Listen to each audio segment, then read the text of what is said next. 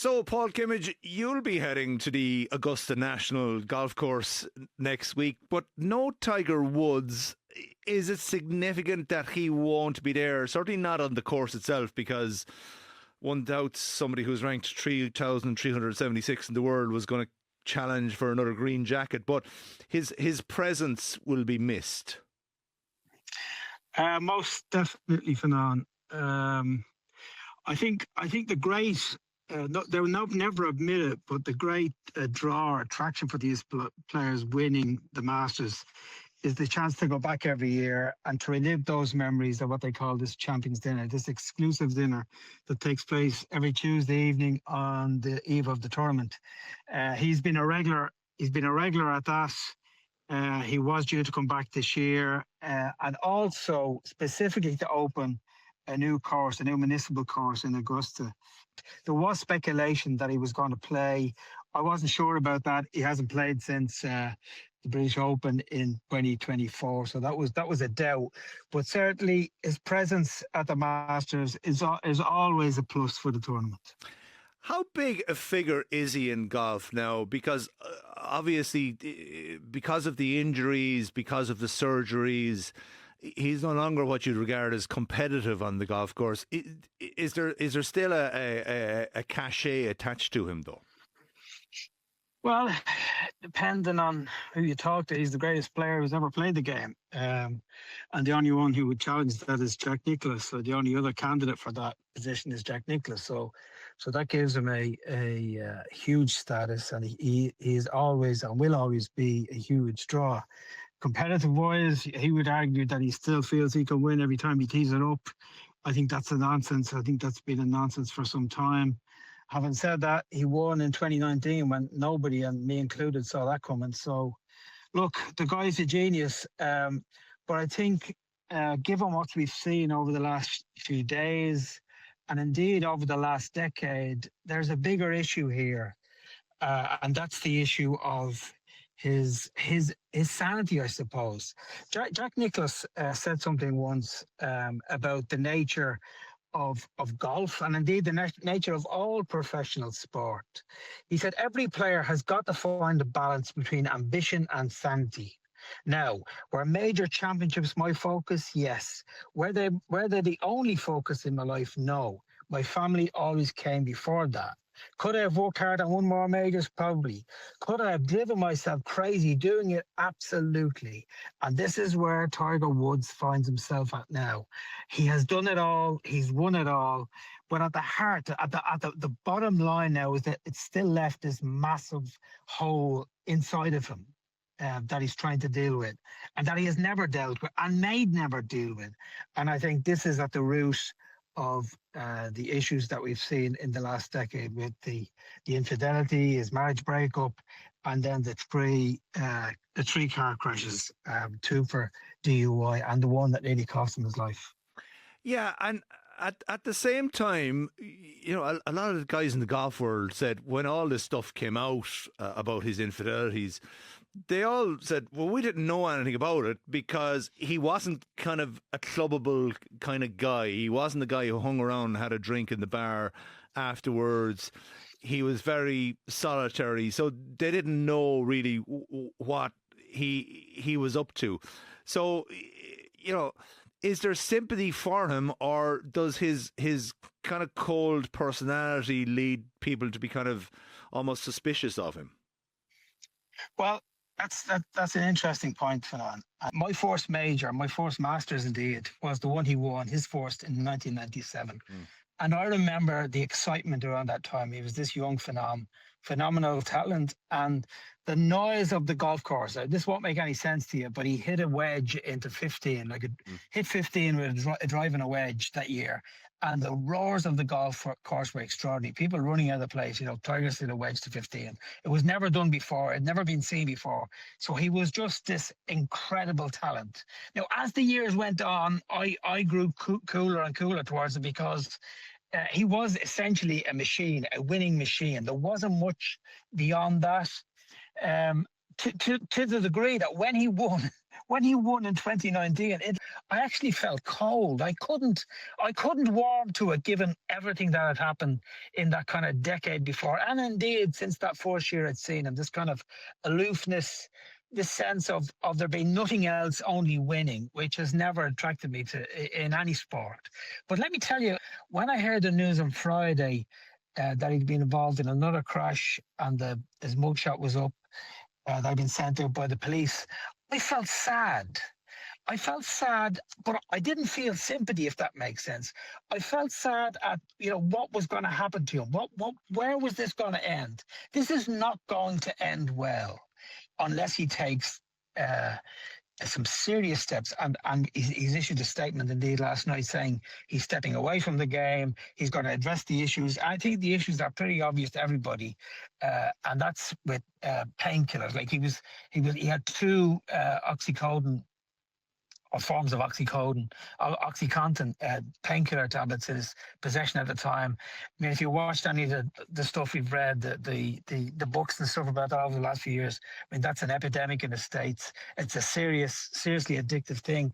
He needs to sort that out, because clearly that's at the root of certainly what we saw last week and what we've seen over the last decade.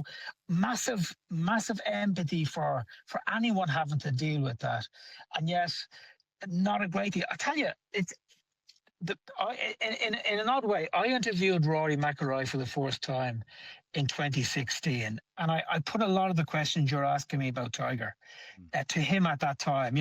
I asked him a question. Look, did he like him? A stupid question in a way. Did he actually like Tiger Woods? Because again, in 1997, I think Rory, he was 8 years old when he saw Tiger win his first Masters, and his reaction was, I want to be him. I want to be Tiger Woods. Now, roll on, whatever. 2 decades later, he's now challenging Woods. In 2015, he was now going for the Grand Slam. They had dinner together. Woods told him, I don't want you to win this Grand Slam. I'm going to do everything I can to stop you in a friendly kind of way. But I asked him a question. Did he actually like him? Did he actually like Woods? Because he'd seen what his life was. He'd seen the demands of it, all that sort of stuff. But I asked him, did he like him? And I have the quote here. He said, I'm drawn to him. He's an intriguing character because you could spend 2 hours in his company and see 4 different sides to him. When he's comfortable and he trusts you, and his trust is way higher than mine, he's great. He's thoughtful, he's smart, he reads, he can't sleep, so that's all he does. He reads stuff and educates himself on everything, but he struggles to sleep, which I think is an effect of overtraining. So this was Rory's take on him. And in an odd kind of way, that kind of, I warmed to Woods more after that. But I think the key to understanding him is his upbringing. There was a fantastic biography done on him a few years ago, in 2018 actually, by Jeff Benedict and Armin Ketian. And if you want to understand Tiger Woods and what's happened to him, what he's become, you need to read that book, because it's no surprise, and none of it is any surprise when you read his upbringing and the way he was mentored and shaped to the life that he's now living. We have a slight vested interest in Tiger Woods, in that he's been spoken about, or has been asked to be the captain of Team USA at the Ryder Cup in Adair Manor, owned by his friend JP McManus, next year. Now, look, that's a massive event in its own right, but Tiger Woods brings another level to any event that he is associated with.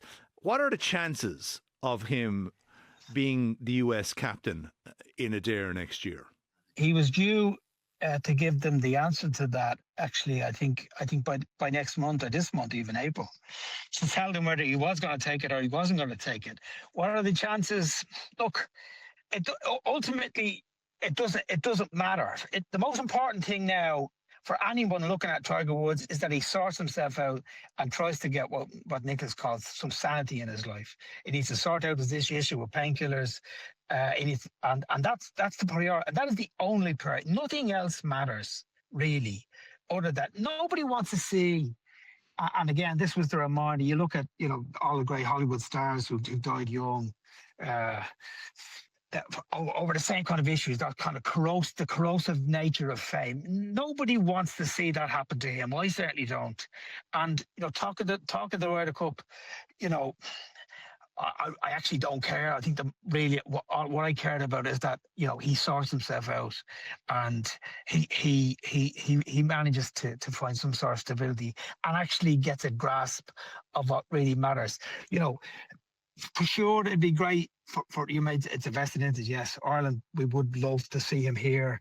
The tournament, JP McManus most certainly would love to see him here as a tournament. It would certainly ratchet it up, but ultimately, I don't think it matters. And if you asked me to call it, I would say no. I don't think it's going to happen. Why do you think that the golf authorities are they're almost reverential still towards Tiger Woods? Given everything that's happened with him over the course of the last 15 years, is it still that he attracts that level of stardust amongst the public, or is it just that he is somebody who transforms the game of golf, and that's what they want him to bring, that profile to the game? Yeah, I think you've answered the question. Okay. Except there's no almost. There's no almost, Fionnán. It's a given. They do pander to him. They do still want him involved. Obviously, they're looking for him for the Ryder Cup. He's involved on the PGA Tour, on several of the boards there. He wants that. He wants that involvement himself. He still thinks he can play. When he does that, he'd only just declared for the US Senior Open. Because he's turned 50 now, he can now play on the Seniors Tour. He'd only just declared that he was going to play the US. Obviously, you've got to put Tiger Woods in. That tour is kind of flagging a little bit, despite Padraig Harrington's success and despite what we may think of it because of that. That tour is flagging a bit. You put Woods in there, more people are going to go to tournaments. Like, he is still a massive draw. That old phrase, moves the needle. Like, he still moves the needle more than anybody else. I mean, Rory is the only one who comes close to him in that regard. So he's still a massive draw. But I think people in the game now all understand, again, as I've just said, that doesn't matter. That actually, they need now to step back and say, okay, Tiger, thanks very much. Nothing. We don't care that you're involved, but just go and look after yourself. They need to look at the bigger picture here. And is his legacy damaged by all this external stuff, or ultimately will he be seen as somebody who raised the standards of the game in the manner in which Michael Jordan did with basketball, arguably Tom Brady did with American football? Is he just on another level, so his sporting achievements will always outweigh anything that happens on the side? What would you say? Well, I think I think we have to view him in that he's not like Armstrong, and that he didn't cheat in his achievements. It was in his private life where the difficulties emerged, and potentially sports fans are kind of forgiving of people who have flaws on the side, as long as they produce it when they're on the grass. The French have a great phrase, say sur la pelouse qu'on perd leur pleuve. It's on the pitch where you prove yourself. That's all they really care about. You see again. And the only reason I'm laughing is, again, you've answered your own question. Okay. That's exactly what I would say. Like, sports fans, ultimately, what do they care about? They want to be entertained. They want to be. It's all about entertainment for them. With regard to Tiger, his legacy is secure. It depends on your moral compass in terms of how you view him. I would be kind of a bit stern in that regard. I think for me, as I've said, my first Masters was 30 years ago, or almost 30 years ago, was Tiger's win in '97. Nothing gave me more of a buzz or more pleasure than what Rory did last year. It was the greatest thing I've ever seen in sports. And not just because it was a guy winning the Masters.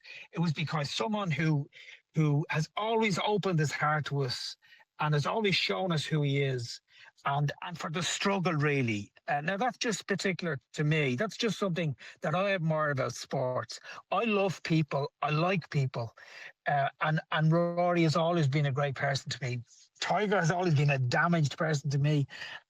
But, I'm not the typical sports fan. And with regard to legacy and what the sports fan thinks, then, as I say, you've answered that yourself. Okay, Paul Kimmage, thanks very much.